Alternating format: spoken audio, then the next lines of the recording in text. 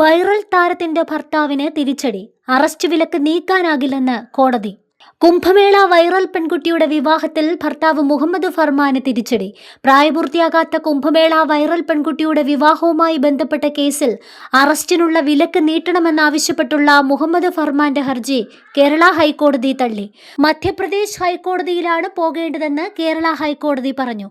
അധികാര പരിധിക്ക് പുറത്തുള്ള കാര്യമാണിതെന്നും കോടതി വ്യക്തമാക്കി. ട്രാൻസിറ്റ് മുൻകൂർ ജാമ്യ കാലാവധി 2 ആഴ്ച കൂടി നീട്ടണമെന്നാവശ്യപ്പെട്ടായിരുന്നു ഹർജി. ഇന്നലെ മണ്ഡലേശ്വർ കോടതി മുഹമ്മദ് ഫർമാന്റെ മുൻകൂർ ജാമ്യാപേക്ഷ തള്ളിയിരുന്നു. മധ്യപ്രദേശ് ഹൈക്കോടതിയെ സമീപിക്കാൻ സാവകാശം ലഭിക്കാനായിരുന്നു കേരള ഹൈക്കോടതിയെ ഫർമാൻ വീണ്ടും സമീപിച്ചത്.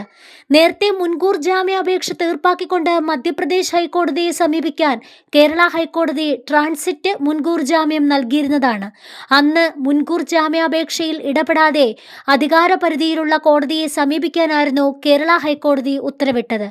ഹർജിക്കാർക്ക് മുൻകൂർ ജാമ്യം നൽകുന്നതിനെ മധ്യപ്രദേശ് സർക്കാർ അന്ന് എതിർത്തിരുന്നു.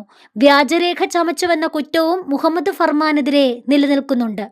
അതേസമയം ഇരയായ പെൺകുട്ടി പ്രായപൂർത്തിയായിട്ടില്ല, ജനന സർട്ടിഫിക്കറ്റിൽ കൃത്രിമത്വം നടന്നു, ഉദ്യോഗസ്ഥനെ തെറ്റിദ്ധരിപ്പിച്ചാണ് ജനന സർട്ടിഫിക്കറ്റ് നേടിയെടുത്തത് തുടങ്ങിയവയാണ് അന്വേഷണത്തിൽ കണ്ടെത്തിയത്. പെൺകുട്ടിക്ക് 16 വയസ്സ് മാത്രമാണ് പ്രായം. സർട്ടിഫിക്കറ്റിലെ ജനന ദിവസവും ആശുപത്രി രേഖകളും തമ്മിൽ പൊരുത്തക്കേടെന്നും മധ്യപ്രദേശ് സർക്കാർ വാദത്തിനിടെ ഹൈക്കോടതിയെ അറിയിച്ചിരുന്നു.